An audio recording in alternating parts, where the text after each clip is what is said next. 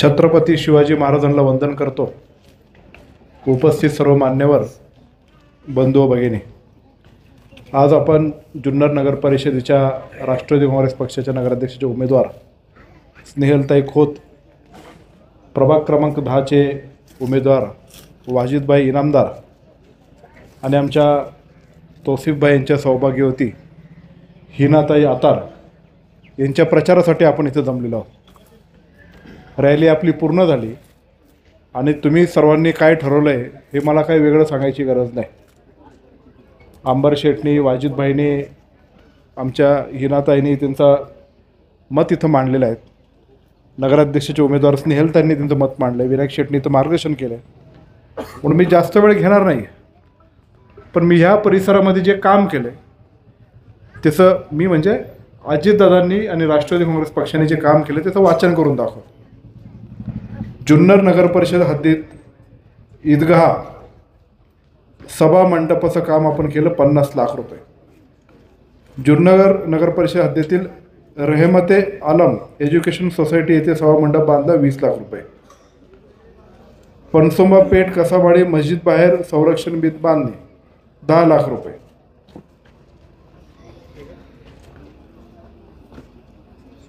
उत्तर मनियार खान कागदी कब्रस्तान RCC संरक्षण भिंत 25 लाख रुपये. रोशन मस्जिद मागील भेद पठाण कब्रस्तान संरक्षण भिंत 25 लाख रुपये. उर्दू शाळा मौलाना अब्दुल कलाम आझाद येथे पिण्याच्या पाण्याची टाकी बसवणे व शौचालय बांधणं 18,76,000 रुपये. सुन्नी मुस्लिम दफनभूमी येथे RCC संरक्षण भिंत बांधणे 47 लाख रुपये. जुने ST स्टँड मागील पिरजादे कब्रस्तान संरक्षण भिंत बांधणे 10 लाख रुपये. जुन्नर नारायणगाव रस्ता ते ईदगाहपर्यंतचा रस्ता करणे 40 लाख रुपये. जुन्नर शहर येथील श्री कासार समाज श्री कालिका देवी मंदिराच्या जागेत सभा मंडप बांधण्यासाठी 45 लाख रुपये. पनसुंबा पेठ दारू अलम रहमते अलम कामाचा दुसरा टप्पा पूर्ण करण्यासाठी 20 लाख रुपये. शिपाई मोल्ला येथे रोशन मस्जिद समोरील इनामदार कब्रस्तान चारही बाजूने RCC कंपाऊंड करणे 20 लाख रुपये. शिपाई मोल्ला येथे मद्रसा मागे दिया मस्जिद ट्रस्ट स्वच्छतागृह बांधणे 40 लाख रुपये. माई मोल्ला सुलेमान शेठ घरापासून ते मद्रसे मामदिया चौक रस्ता करणे 30 लाख रुपये. पनसुंबा पेठ सौदागर मस्जिद व मद्रसा कादरिया नवीन इमारत बांधणे 50 लाख रुपये. शिपाई मोल्ला येथे अंजुमन इतिहाद ट्रस्ट प्रायमरी शाळे शेजारील मोकळ्या जागेत स्वच्छतागृह व पेविंग ब्लॉक बसवणे 20 लाख रुपये. पनसुंबा पेठ कय्यूम कुरोशी घरासमोरील दर्यापासून तर अजित इनामदार यांच्या घरापर्यंत पाईप गटर व काँक्रीटीकरण करणे 20 लाख रुपये. शिपाई मोल्ला दारुलूम गौसे आजम येथे पत्रा शेड व RCC घुमट विनार वेस व स्वच्छतागृह अंतर्गत सुशोभीकरण करणे 20 लाख रुपये. पनसुंबा पेठ दारुल अलम कामाचा दुसरा टप्पा पूर्ण करण्यासाठी 20 लाख रुपये. रोशन मस्जिद समोरील इनामदार कब्रस्तान हे वाचते मग कालिका माता आहे. ठीक आहे, असे बरेच आपण कामं केली. 8 कोटी 61 लाख. 8 कोटी 61 लाख रुपये या वार्डात दिल्या. बरेच कामं आहेत. आता मला बराच वेळ जाईल, पण टोटल 8 कोटी 16 लाखाचे काम आहेत.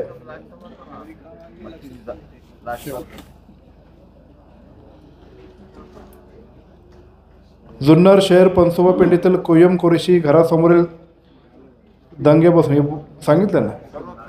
लास्टला म्हणतात मशीद मनियार मस्जिद जुन्नर 20 लाख रुपये. आणि त्याने मला काय सांगायचं आहे, हे तर कामं आहेच. एक मुस्लिम समाजाचं एक वेगळं कम्युनिटी हॉल किती होतं? पहिला टप्पा 7.5 कोटी. पहिला टप्पा मल्टीपर्पज हॉल 7.5 कोटी रुपये आपण मंजूर केले आणि हे पहिला टप्पा आहे. त्याला अजून आपण फंड टाकणार आणि मुस्लिम समाजाचं पवित्र जे स्थान आहे जामा मशीदला, तिथे पण आपण 40 ते 45 लाख रुपये दिले. पण याच्यातली बरीचशी कामं जी आहेत त्याला आता स्टे आलेला आहे आणि तो स्टे कशामुळं आला आहे हे मला वेगळं सांगायची गरज नाही. इथल्या सर्व मौलाना, इथले सर्व प्रमुख पदाधिकारी आणि कार्यकर्त्यांना माहीत आहे. आपली आमदारकीची निवडणूक झाली, आपल्यामध्ये गैरसमज झाले, मला पराभवाला सामोरं जावं लागलं. त्यानंतर जे नवीन निवडून आले त्यांनी हे कामं राष्ट्रवादी काँग्रेस पक्ष, अतुल बेनके आणि अजित पवारांनी केल्यामुळं जाणीवपूर्वक हे कामं थांबवलेली आहेत. ही कामं काय माझ्या घरची नाही आहेत. जशी मुस्लिम समाजाची थांबवली तशी शनी मंदिराचं थांबवलं, माळीवाड्यातल्या सभागृहाचं थांबवलं, जैन समाजाच्या मूर्तीपूजक आणि स्थानकांचे दोघांचे 1-1 कोटीचे थांबवलं, मारुती मंदिराचं थांबवलं. अशा अनेक कामं आहेत. प्रत्येक समाजाच्या धार्मिक स्थळावर पहिल्यांदा एवढ्या मोठ्या प्रमाणामध्ये निधी अजितदादांनी दिला आणि ज्यांनी हे काम थांबवण्याचं काम केलं आहे हे जुन्नर शहरातला प्रत्येक समाजाचा नागरिक त्यांना धडा शिकवल्याशिवाय राहणार नाही. आणि मला तुम्हाला आवर्जून सांगायचं आहे की मी अजितदादांकडे हीच मागणी करणार आहे की हा स्टे लवकरात लवकर उठून हे काम पूर्णत्वास न्यावं आणि ते नेण्यासाठी अजितदादांचे हात बळकट करण्यासाठी हे स्नेहलताई आणि ह्या 2 उमेदवारांना तुम्ही चांगल्या मताधिक्याने विजय करा. विनायक शेठ म्हणाले चांगलं मेडिकल चालले कशाला उभा राहतो. पण मला आज आनंद वाटतो. मी जे वाजिदला इथं उमेदवार केलंय हा वाजिद इनामदार म्हणून नाही केलं. मी सुलेमान शेठ, सलीम मेंबर आणि बाबाजी इनामदार मी वाजिदमध्ये पाहतो. त्या कुटुंबाचं योगदान या शहराच्या प्रती, वल्लभ शेठ बेनके साहेबांच्या कुटुंबाशी असलेला सलोखा, आज मला त्याला न्याय देता आला हे माझ्या दृष्टिकोनातून वल्लभ शेठच्या प्रती एक मी चांगल्या अर्थाने आदरांजली वाहिली असं मला वाटतं. मला तुम्हाला विनंती करायची की वाजिदच्या पाठीमागे भक्कमपणे उभा राहा. त्याला इन पद्धतीने घेरण्यासाठी काही मंडळी मैदानात उतरली, काही गरज नव्हती. पण वेगळ्या पद्धतीचं ध्रुवीकरण करणे. पण मला माहीत आहे ह्या प्रभागातला माही मोहल्ला असेल, चंदीपुरा असेल, शिपाई मोहल्ला असेल, सदाबाजारातला काही एरिया असेल, इथला हे कुरेशी समाजाचा जो परिसरातला एरिया असेल, मी प्रत्येक ठिकाणी माहिती घेतली. त्रयस्थ माणसं म्हणून पाठवून माहिती घेतली. पण सगळ्यांनी सांगितलेलं आहे तोसिफची बायको आणि वाजिद याला आम्ही रेकॉर्ड ब्रेक मताने विजय करणार. आणि त्याचबरोबर या जुन्नर शहरातले 10 प्रभागामध्ये सगळ्यात जास्त लीड स्नेहल खोतला कुठं असेल तर आम्ही त्या 10 नंबर प्रभागामधून देणार. ही आपली बांधिलकी आता नवीन तरुण पिढी ही आपली खूप पूर्वीपासूनची आहे आणि पूर्वीपासूनची ही असलेली परंपरा आपल्याला पुढे न्यायची. कोणी कुठल्या जातीत जन्माला यायचं हे कोणी ठरवलं नसतं का? ठरवलं होतं. मी हिंदू मराठाच्या पोटी जन्माला आलो, वल्लभ शेठच्या पोटी जन्माला आलो, मला अभिमान आहे मी हिंदू आहे. तुम्ही मुस्लिम समाजाच्या पोटी जन्माला आले, तुम्हालाही अभिमान आहे. कुठला धर्म शिकवत नाही की एकमेकांबरोबर भांडणं करणे, त्यांचा द्वेष करणे. ज्याच्या त्याच्या समाजाचा पुरस्कार करण्याचा अधिकार त्याला आहे. पण दुसऱ्या धर्माचा आणि दुसऱ्या समाजाचा द्वेष करण्याचा अधिकार इथं कोणाला नाही. छत्रपती शिवाजी महाराजांनी पण सर्व जाती धर्मातल्या लोकांना पुढे घेऊन चाललेले आहेत. म्हणून राष्ट्रवादी काँग्रेस पक्ष जो आहे, जो सर्व धर्म जातीला आणि सगळ्यांबरोबर सलोखा ठेवून पुढं मानतो, त्यांनाच पुढं घेऊन जाणार आहे. मग कुठल्याही समाजात जर कट्टरपंथी असेल, तीव्र इतर जातीचा द्वेष करत असेल, तर तो राष्ट्रवादी काँग्रेस पक्षाला मान्य नाही. एक दिलाने एक विचारणी पुढं आपण जाण्याची संस्कृती यशवंतराव चव्हाण साहेब, अजितदादा पवार आणि वल्लभशेठ बेनकेंनी आम्हाला दिलेली आहे. आणि त्या दृष्टीने आपल्याला पुढं जायचं आहे आणि त्या दृष्टीने आपलं काम सर्वांना एकत्रित एक दिलाने करायचं आहे. तुम्ही रॅलीमध्ये खूप मोठ्या प्रमाणामध्ये सहभागी झालात. पुढच्या 5 दिवसामध्ये विनायक शेट्टी सांगितलं की काही जण असे जातीमध्ये काहीतरी भांडणं लावून आणि मग आपलं असंच करायला पाहिजे, अमुक जातीचा निवडून दिला पाहिजे, असं वेगळ्या दिशेने नेण्याचं काम करणार. मी काल पण सांगितलं, मला काल एकाने वाक्य सांगितलं, संदीप भाऊ,